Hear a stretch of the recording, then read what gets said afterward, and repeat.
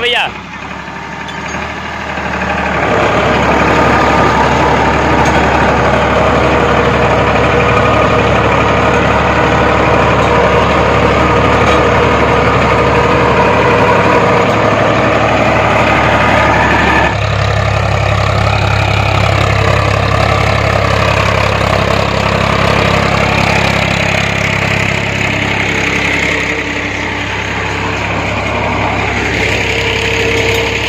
यहाँ तुम यहाँ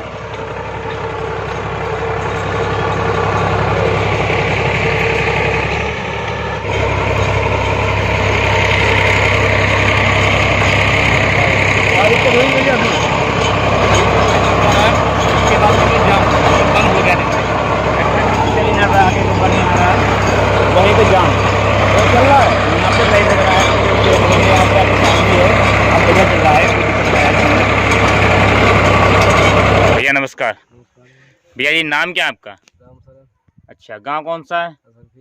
अच्छा, इस रूटावेटर में जो आप लेकर आए थे, कौन सा रूटावेटर लेके आए थे? एग्री पावर का? अच्छा, इसमें क्या प्रॉब्लम हो गई थी जो सही नहीं चला? सुबह जाम हो गया, उसके बाद हम अपने आप सही चले लोग जब आए। अच्छा अच्छा, चलो धन्यवाद। देख सकते हो किसान भाइयों, सुबह से परेशान थे और रूटावेटर जाम हो गया था। अब रूटावेटर बिल्कुल सही चल रहा है।